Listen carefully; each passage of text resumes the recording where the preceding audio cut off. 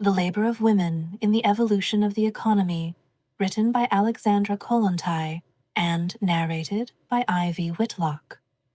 In its search for new forms of economy and of living which meet the interests of the proletariat, the Soviet Republic has inevitably committed a number of mistakes and has a number of times had to alter and correct its line. But in the sphere of social upbringing and the protection of motherhood, the Labor Republic from the first months of its existence has marked out the right direction for developments to take. And in this sphere, a deep and fundamental revolution in morals and attitudes is being achieved. In this country, where private property has been abolished, and where politics is dictated by the desire to raise the level of the general economy, we can now deal in our stride with problems that were insoluble under the bourgeois system. Soviet Russia has approached the question of protecting motherhood by keeping in view the solution to the basic problem of the Labor Republic: the development of the productive forces of the country, the raising and restoration of production. In order to carry out the job in hand, it is necessary, in the first place, to tap the tremendous forces engaged in unproductive labor and use all available resources effectively, and, in the second place, to guarantee the Labor Republic an uninterrupted flow of fresh workers in the future. That is to guarantee the normal increase in population. As soon as one adopts this point of view, the question of the emancipation of women from the burden of maternity solves itself. A labor state establishes a completely new principle. Care of the younger generation is not a private family affair, but a social state concern. Maternity is protected and provided for not only in the interests of the woman herself, but still more in the interests of the tasks before the national economy during the transition to a socialist system.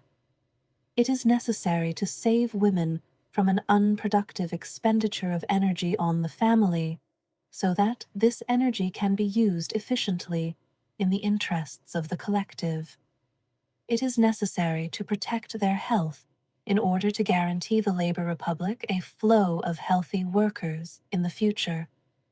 In the bourgeois state, it is not possible to pose the question of maternity in this way. Class contradictions and the lack of unity between the interests of private economies and the national economy hinder this.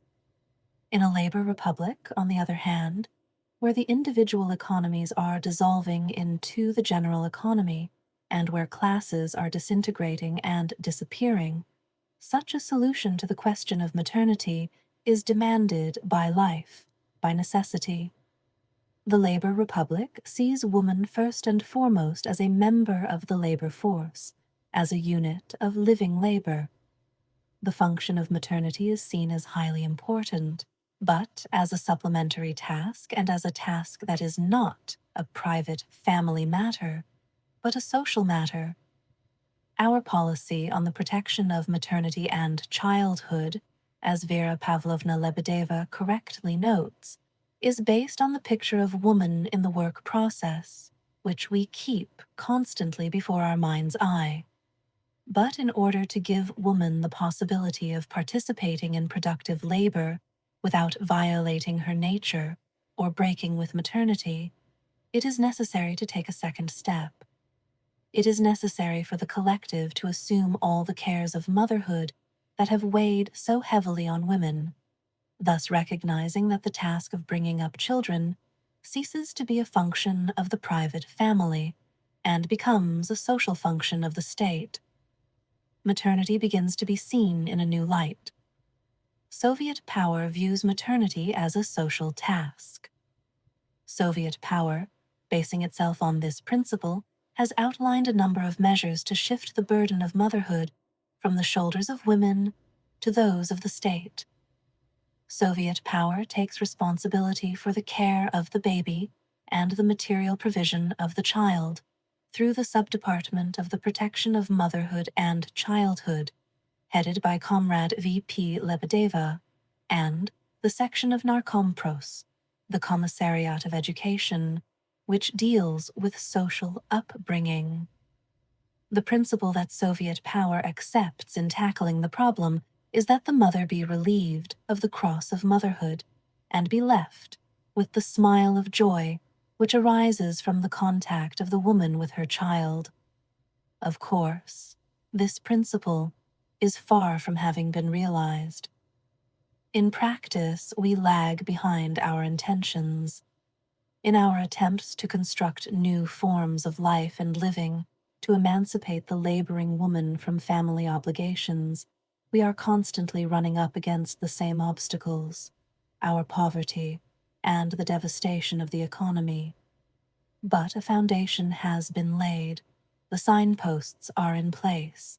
Our task is to follow the directions firmly and decisively. The Labor Republic does not limit itself to financial provisions for motherhood and the distribution of benefits. It aims, above all, to transform the conditions of life in order to make it fully possible for a woman to combine motherhood and social labor and to preserve the baby for the Republic, surrounding it with the necessary care and attention.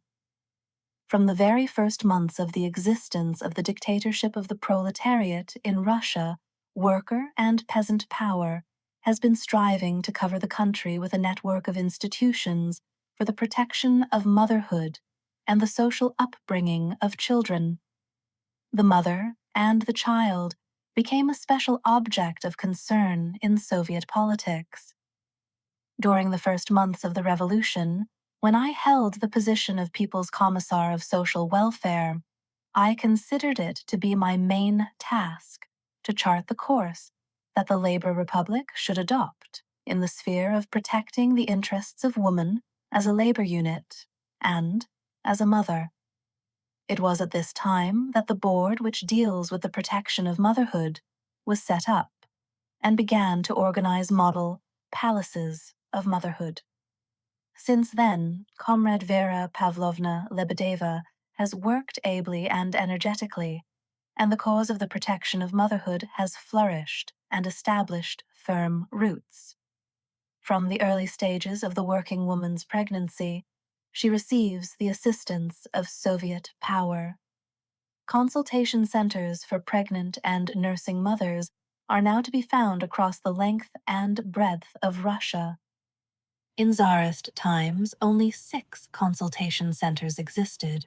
Now, we have about 200 such centers and 138 milk kitchens. But, of course, the most important task is to relieve the working mother of the unproductive labor involved in ministering to the physical needs of the child. Maternity does not in the least mean that one must oneself change the nappies, wash the baby, or even be by the cradle. The social obligation of the mother is above all to give birth to a healthy baby. The Labor Republic must therefore provide the pregnant woman with the most favorable possible conditions, and the woman for her part must observe all the rules of hygiene during her pregnancy, remembering that in these months she no longer belongs to herself. She is serving the collective, producing from Heck's own flesh and blood a new unit of labor, a new member of the Labor Republic. The woman's second obligation is to breastfeed her baby. Only when she has done this does the woman have the right to say that she has fulfilled her obligations. The other tasks involved in caring for the younger generation can be carried out by the collective. Of course, the maternal instinct is strong, and there is no need to stifle it.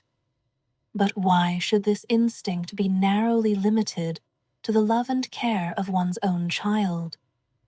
Why not allow this instinct, which for the Labor Republic has valuable potential, the opportunity to develop vigorously and to reach its highest stage, where the woman not only cares for her own children, but has a tender affection for all children? The slogan advanced by the Labor Republic: be a mother not only to your child, but to all the children of the workers and peasants, must show the working woman a new approach to motherhood. There have been instances where a mother, even a communist mother, refuses to breastfeed a baby that is suffering from a lack of milk only because it is not her baby. Is such behavior permissible?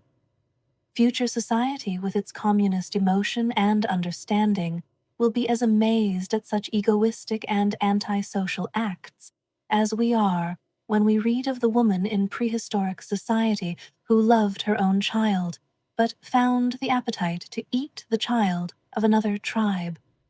Or, to take another case, examples of which abound. A mother deprives her baby of milk in order to save herself the bother of caring for it. And can we allow the number of foundlings in Soviet Russia to continue growing at the present rate? These problems, it is true, derive from the fact that the question of motherhood is being tackled, but has not yet been completely solved. In this difficult transition period, there are hundreds of thousands of women who are exhausted by the dual burden of hired labor and maternity. There are not enough creches, children's homes, and maternity homes, and the financial provisions do not keep pace with the price rises of goods on the free market. Consequently, working women are afraid of motherhood and abandon their children. The growth in the number of foundlings, however, is also evidence that not all women in the Labor Republic have yet grasped the fact that motherhood is not a private matter, but a social obligation. You who work amongst women will have to discuss this question and explain to working women, peasant women and office workers, the obligations of motherhood in the new situation of the Labor Republic. At the same time, we obviously have to step up the work of developing the system of maternity protection and social upbringing. The easier it becomes for mothers to combine work and maternity, the fewer foundlings there will be. We have already pointed out that maternity does not involve the mother always being with the child or devoting herself entirely to its physical and moral education. The obligation of the mother to her children is to ensure that a healthy and normal atmosphere is provided for their growth and development. In bourgeois society, we always find that it is the children of the well-to-do classes who are healthy and flourishing, and never the children of the poor. How do we explain this? Is it because bourgeois mothers devoted themselves entirely to the education of their children? Not at all. Bourgeois mamas were very willing to place their children in the care of hired laborers, nannies, and governesses. Only in poor families do mothers themselves bear all the hardships of maternity. The children are with their mothers, but they die like flies. There can be no question of a normal upbringing. The mother does not have the time, and so the children are educated on the street. Every mother of the bourgeois class hurries to shift at least a part of child care onto society. She sends the child to a kindergarten, to school, or to a summer camp. The sensible mother knows that social education gives the child something that the most exclusive maternal love cannot give in the prosperous circles of bourgeois society, where great significance is attached to giving the children a proper education in the bourgeois spirit. Parents give their children into the care of trained nannies, doctors, and pedagogues. Hired personnel take over the role of the mother in supervising the physical care and moral education of the child, and the mother is left with the one natural and inalienable right to give birth to the child.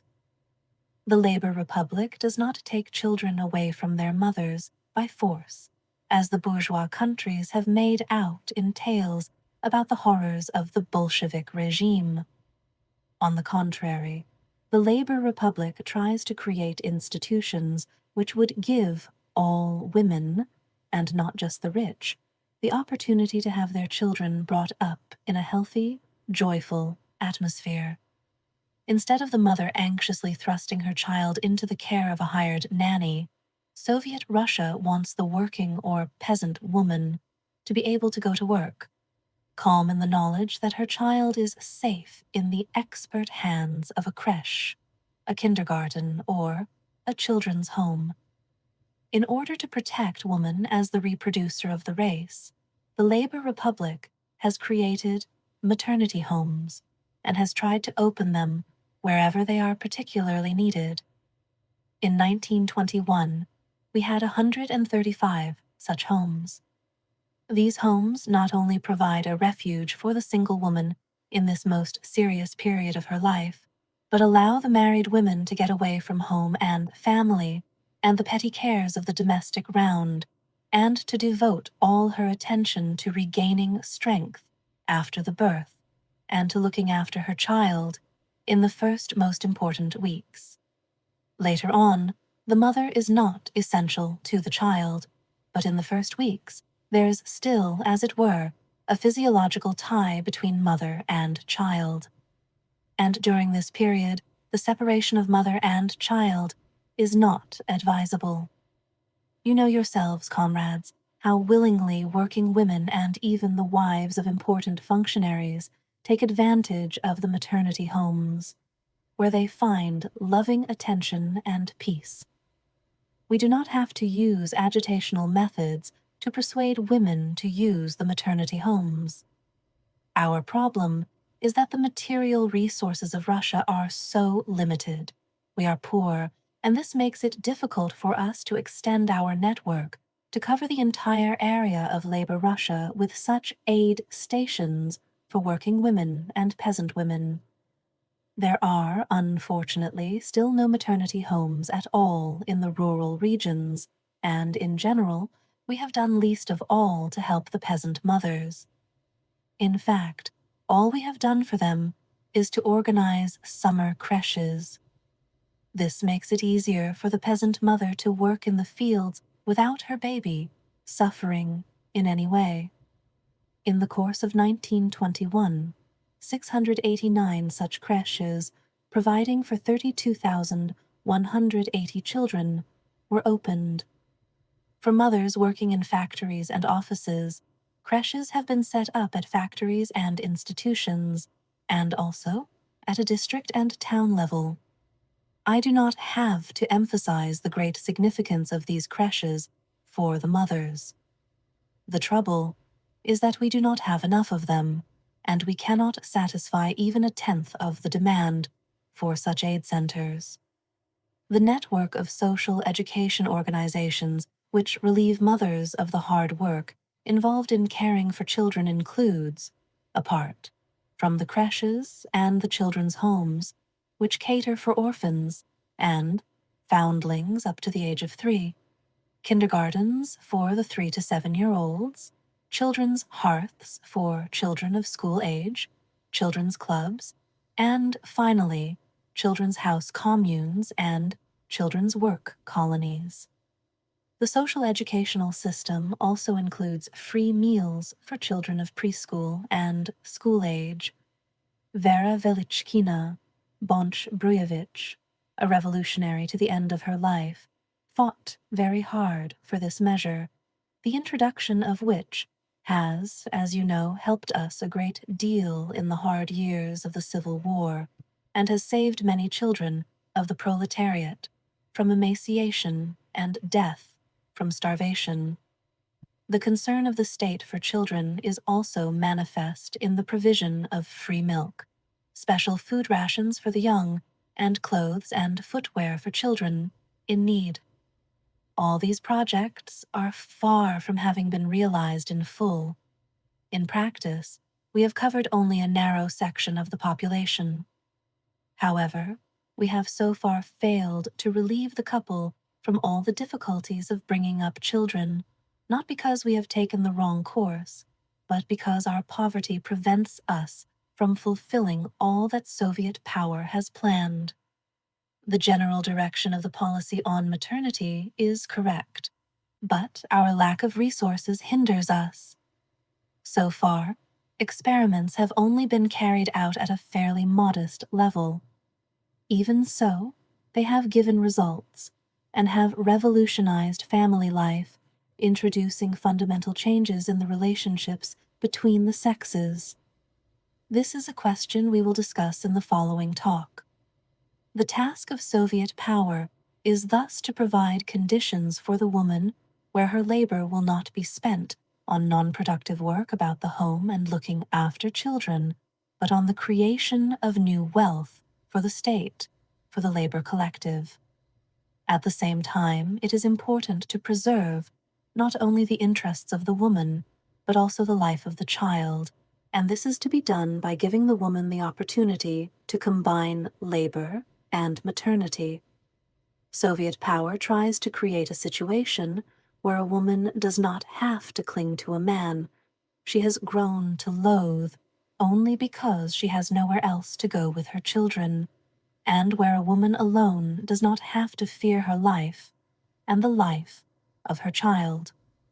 In the Labor Republic, it is not the philanthropists with their humiliating charity, but the workers and peasants, fellow creators of the new society, who hasten to help the working woman and strive to lighten the burden of motherhood. The woman who bears the trials and tribulations of reconstructing the economy on an equal footing with the man, and who participated in the Civil War, has a right to demand that in this most important hour of her life, at the moment when she presents society with a new member, the Labor Republic, the collective, should take upon itself the job of caring for the future of the new citizen. Russia now has 524 protection of motherhood and social education sections. This is, nevertheless, insufficient. The transitional nature of the dictatorship places women in a particularly difficult situation. The old is destroyed, but the new has not yet been created. The party and Soviet power must, during this period, pay increasing attention to the problem of maternity and the methods of solving it. If correct answers are found to these questions, not only women, but also the national economy will gain. I would like to say a few words about a question which is closely connected with the problem of maternity, the question of abortion, and Soviet Russia's attitude to it. On the 20th of November, 1920, the Labor Republic issued a law abolishing the penalties that had been attached to abortion. What is the reasoning behind this new attitude? Russia, after all, suffers not from an overproduction of living labor, but rather from a lack of it. Russia is thinly, not densely populated. Every unit of labor power is precious. Why then have we declared abortion to be no longer a criminal offense? Hypocrisy and bigotry are alien to proletarian politics. Abortion is a problem connected with the problem of maternity, and likewise derives from the insecure position of women. We are not speaking here of the bourgeois class, where abortion has other reasons: the reluctance to divide an inheritance, to suffer the slightest discomfort, to spoil one's figure, or miss a few months of the season, etc. Abortion exists and flourishes everywhere, and no laws or punitive measures have succeeded in rooting it out. A way round the law is always found. But secret help only cripples women. They become a burden on the labor government, and the size of the labor force is reduced. Abortion, when carried out under proper medical conditions, is less harmful and dangerous, and the woman can get back to work quicker. Soviet power realizes that the need for abortion will only disappear on the one hand when Russia has a broad and developed network of institutions protecting motherhood and providing social education, and on the other hand, when women understand that childbirth is a social obligation. Soviet power has therefore allowed abortion to be performed openly and in clinical conditions. Besides the large-scale development of motherhood protection, the task of labor Russia is to strengthen in women the healthy instinct of motherhood, to make motherhood and labor for the collective compatible, and thus do away with the need for abortion. This is the approach of the Labor Republic to the question of abortion, which still faces women in the bourgeois countries in all its magnitude. In these countries, women are exhausted by the dual burden of hired labor for capital and motherhood. In Soviet Russia, the working woman and peasant woman are helping the Communist Party to build a new society and to undermine the old way of life that has enslaved women. As soon as woman is viewed as being essentially a labor unit, the key to the solution of the complex question of maternity can be found. In bourgeois society, where housework complements the system of capitalist economy and private property, creates a stable basis for the isolated form of the family, there is no way out for the working woman. The emancipation of women can only be completed when a fundamental transformation of living is effected, and lifestyles will change only with the fundamental transformation of all production and the establishment of a communist economy. The revolution in everyday life is unfolding before our very eyes, and in this process, the liberation of women is being introduced in practice.